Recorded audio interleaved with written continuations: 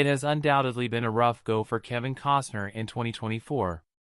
His most recent project, Horizon, an American saga, struggled at the box office before making its way to streaming with mixed reviews from viewers and critics.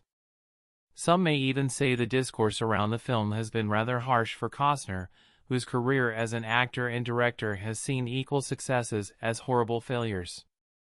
Still, out of all the movies that Costner has directed, one stands out as his biggest flop, and we are not talking about Waterworld, which he starred in.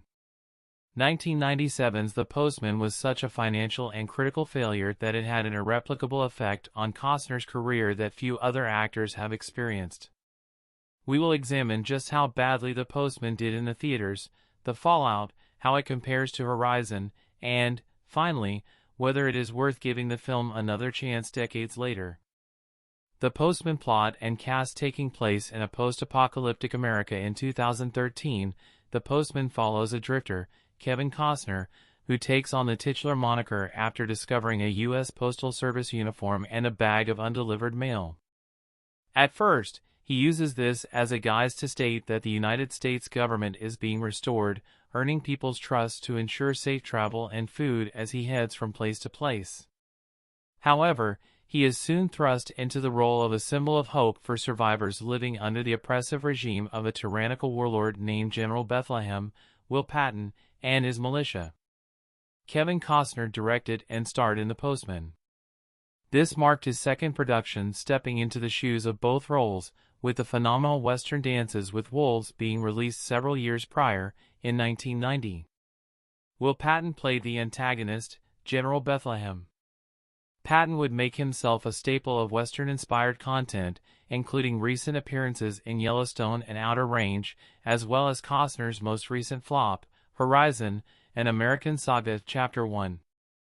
The cast was rounded out by Larenz Tate, Olivia Williams, and James Russo. The Postman was based on the book of the same name by David Brin. The Postman had a reported budget of $80 million but only took in $27,026,234 worldwide, resulting in an over $62 million loss, one of the biggest box office flops of the 90s. This was Costner's second major flop in a row, with Waterworld not making back its budget of around $235 million in 1995. Why did The Postman flop so hard? There are a few factors. It was released on Christmas Day and faced the sensation that was James Cameron's Titanic. Even then, it landed in ninth spot at the box office, and critics also lambasted it. The film became the joke of the season, earning 5 Golden Raspberry Awards. Comparing critical reception with the recent Horizon, The Postman is sitting rotten at 14% with 44 reviews, while Horizon, an American Saga, currently has 49% with 148 reviews. If you think the discourse around Horizon is harsh, it pales compared to the scorn thrown at The Postman in the 90s. In Paul Tatara's review for CNN, he closed his review with, "The Postman has some rather barbaric violence and a little bit of nudity. It's about as inspiring as a movie about a vengeful meter reader." Roger Ebert was a bit kinder, giving it 1.5 stars and opening up his review with, "There are those who will no doubt call The Postman the worst film of the year, but it's too good-hearted for that." Still, at the time of release, you would have difficulty finding anyone to offer glowing reviews of the Kevin Costner Western epic coming off of 2 failures in a row, first with Waterworld and then The Postman, resulted in faith in Costner as an actor with name value to draw audiences to Dwayne. Costner would continue to find leading roles, but it was not until 6 years after The Postman that the actor would see critical acclaim and financial success with 2003's Open Range. Open Range would go on to make $68.3 million worldwide off an estimated budget of $22 million, not the most significant success. It would push Costner into the director's seat once again with Horizon, an American Saga. Is The Postman as bad as they say?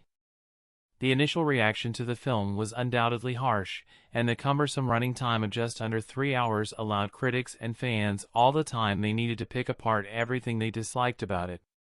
Still, with time, the movie has garnered a bit of a cult following, with some praising its unique approach to a dystopian landscape backed by strongly executed character development. The film also deals with themes of hope in a way that others have found inspirational. If you are uncertain whether you would like The Postman, give it a shot. Just make sure you have 3 hours set aside. Horizon, an American saga. Chapter 1 is available to stream on Max. It has yet to be confirmed whether Chapters 2 and 3 will complete production. You can rent The Postman on Apple TV, Prime Video, or YouTube.